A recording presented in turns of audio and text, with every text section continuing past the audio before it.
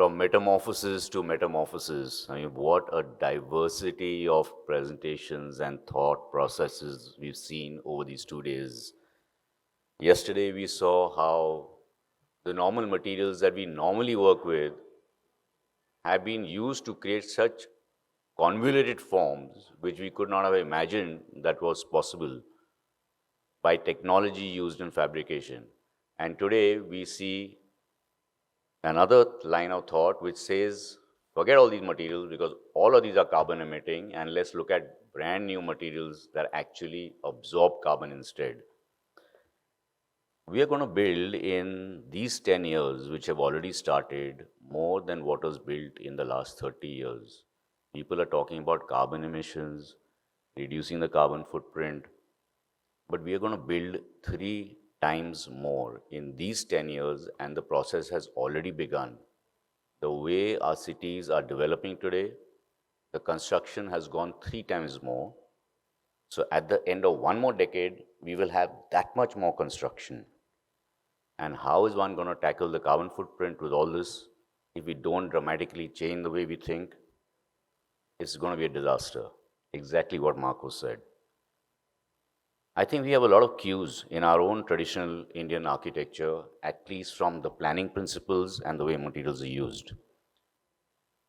So the client for this house, which is built in Nokha, which is in Bikaner district in Rajasthan, first showed us this image and said, Sanjay ji, I want an Umayyad Bhavan. So I said, Umayyad Bhavan has been built 140 years ago. There's a certain scale to it. There's a certain size to it. You cannot build the Umayyad Bhavan again. It took a long time for him to be convinced. 8 months of drawings going back and forth, back and forth, back and forth. And basically what we did is, you look at the plan. You walk into Umayyad Bhavan, it's 40 degrees outside, and it's still cool in the inner spaces without air conditioning because of the advanced ways that they had thought, because of the courtyards, because of the 12 to 15 feet wide corridors, because of the passive cooling that is created, because of the air cooling system that at that time somebody devised that runs through with cool water within the building. So these are the floor plans of the house that we created, which is 35,000 square feet. It's centered around a large courtyard, but we took the courtyard concept a little further and made a series of secondary courtyards which run on the entire perimeter of the house, creating these cool sheltered spaces where you walk out into. And within this house, there are 4 different heights. The central courtyard is 40 feet high. Some of the rooms are 20 feet high, and most of the bedrooms are 14 feet high. So this is a cross section which shows the various volumes, and the building is seen as a series of these cuboid compositions, but each one is done for a reason, to reduce the heat gain into the building by natural means and by the design itself. The house as it's seen from the approach, so it's a series of these cuboid compositions, stone screens, actual stone walls, all sourced from this region, all the labor sourced from the same region, built very sustainably. And the beauty of this house is that when you walk in, while it is 42 degrees outside, you actually don't need an air conditioner or a fan in most parts of the house, simply because of the way it's designed. Each part of the house opens to garden areas. There are a lot of water fountains and water troughs all around for passive cooling. This is the walkway which leads to the house. The pergolas are all in natural sandstone, 3-inch thick. And on each side, there are this series of sheltered courtyards, smaller courtyard spaces where the house moves out into. This is the central courtyard, which is the highest. And all of it is naturally ventilated from the top with clear stories, and there is a stone screen on the top as well.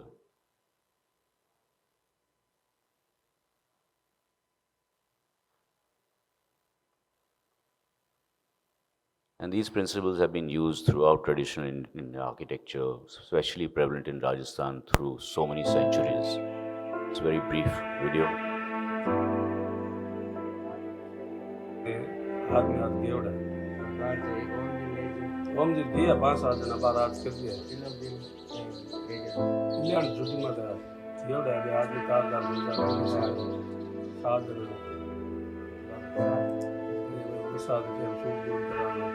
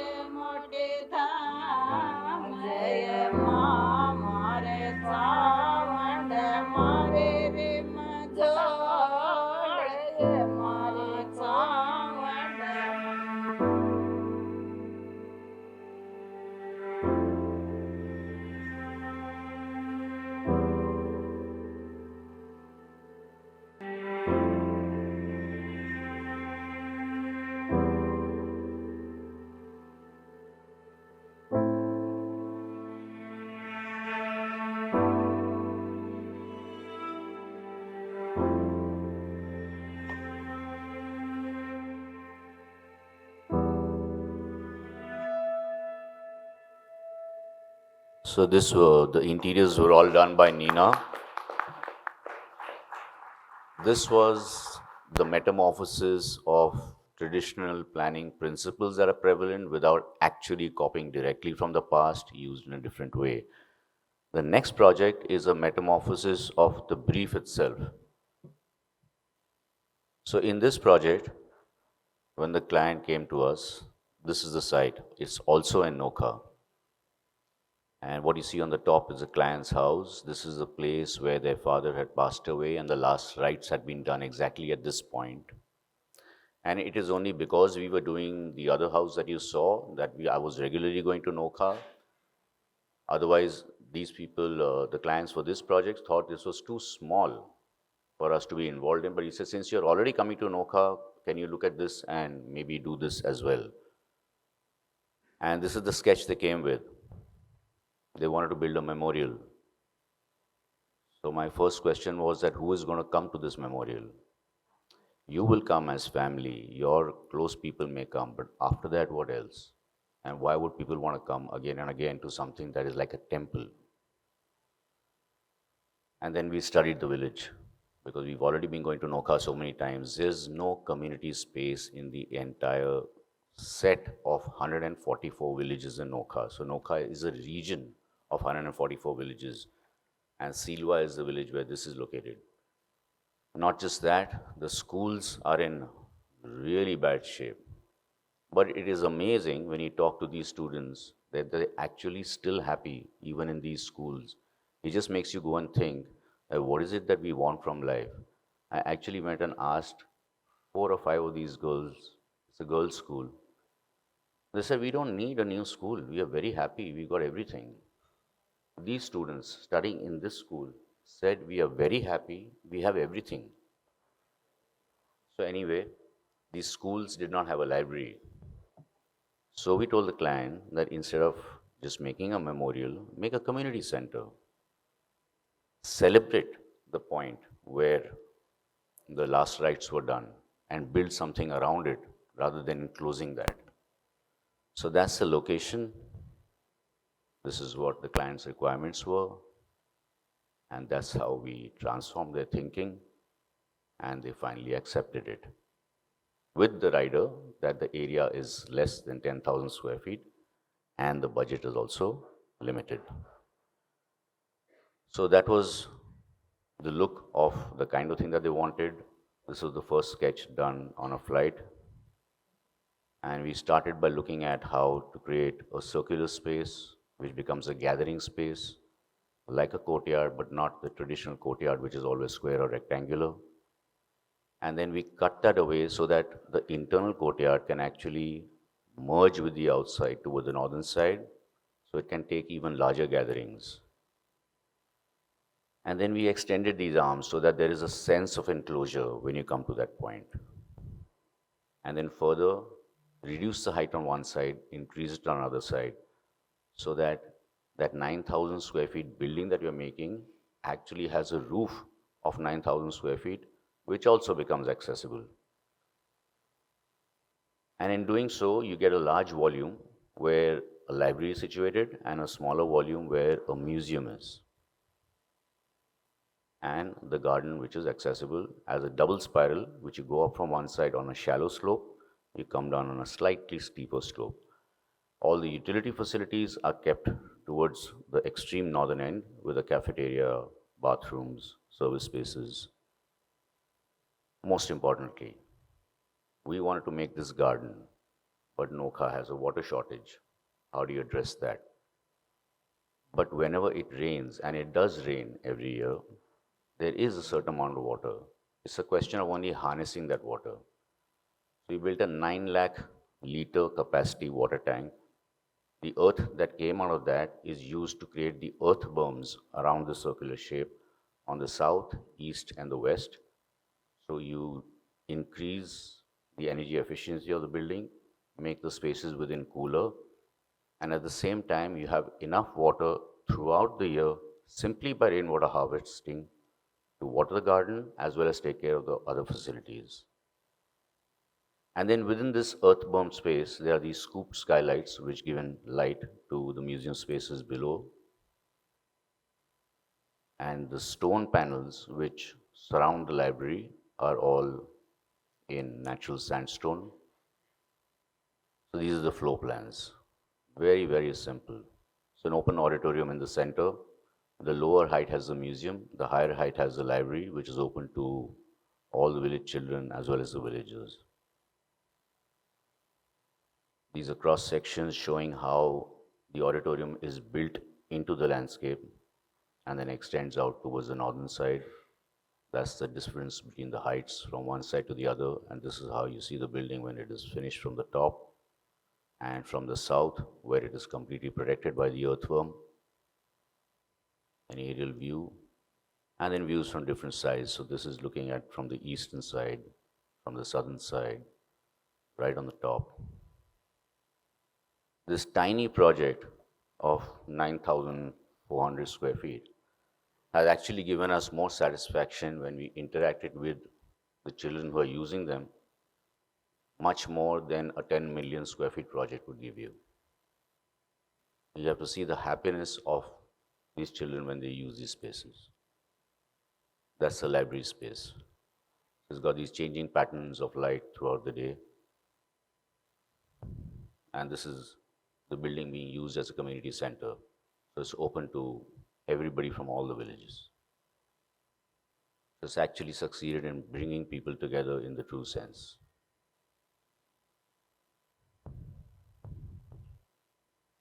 So these are all the sustainable features that were built into the design itself. So the building is actually naturally cool and built with the resources from within the region by local craftsmen in material which is also sourced from there.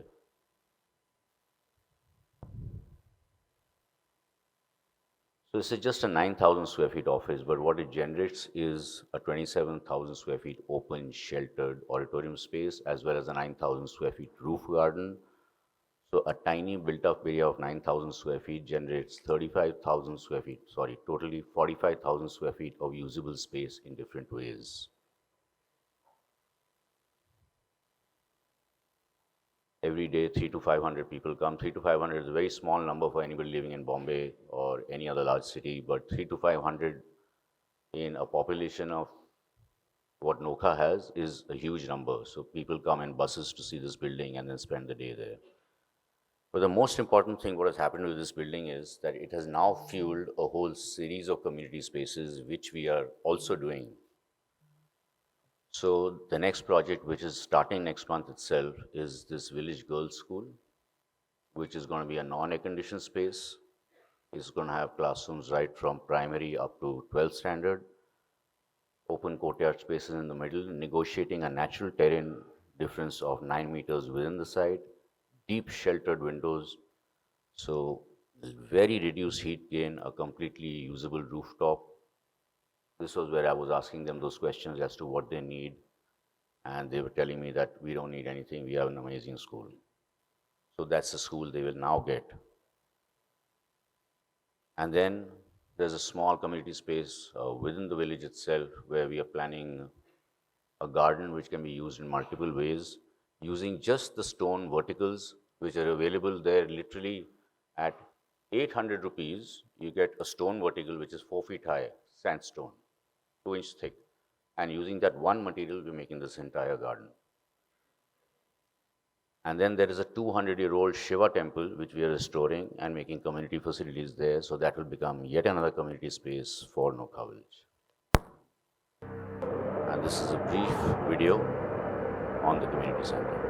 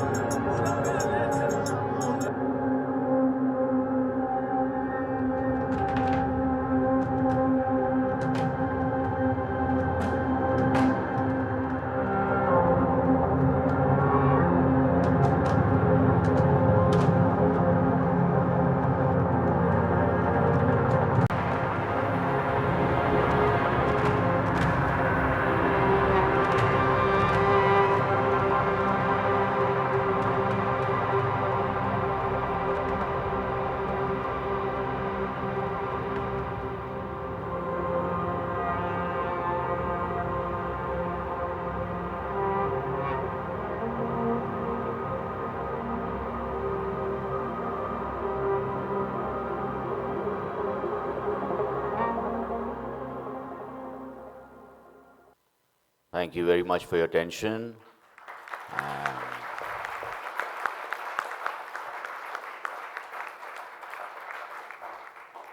And thank you all once again for coming to Dialogues.